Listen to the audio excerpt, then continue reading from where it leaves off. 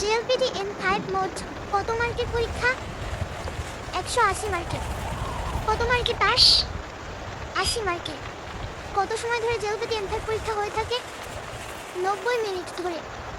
কয়টা সেকশন থাকে JLPT N5 পরীক্ষায়? 3টা সেকশন থাকে। তাহলে প্রথম সেকশনে থাকে ভোকাবুলারির মধ্যে সাধারণত থেকে থাকে কাঞ্জি রিডিং, মিনিং অফ ওয়ার্ডস, তারপরে হচ্ছে fill in the blank with correct words, এবং দ্বিতীয় সেকশনে থাকে গ্রামার প্লাস রিডিং।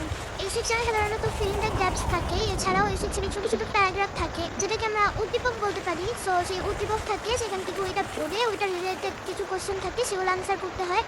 এবং তারপরে আসে আমাদের লাস্ট পার্ট, যেটা হচ্ছে লিসনিং পার্টে সাধারণত পিকচার বেসড কোয়েশ্চেন হয়ে থাকে, এবং এছাড়াও শর্ট কনভারসেশন, যেটা আপনাকে লিসেন করে দেন হচ্ছে আনসার করতে হবে।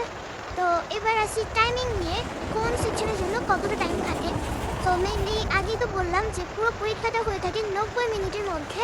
সেকশন 1-এর জন্য থাকে 20 মিনিটস, সেকশন 2 এর জন্য থাকে 40 মিনিটস, আর লাস্ট সেকশনের জন্য থাকে 30 মিনিটস। তাহলে এগুলো আমাদের মোট 90 মিনিটের পরীক্ষা।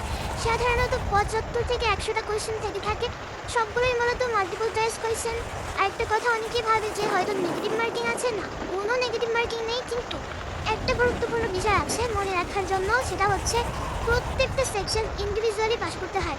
আমি যে বললাম 3টা সেকশন আসে জেএলপিটি N5 পরীক্ষায়, তাহলে 3টা সেকশনই আপনাকে ইন্ডিভিজুয়ালি পাস করতে হবে, এবং অবশ্যই আপনার পাস মার্ক 80 তো হতেই হবে।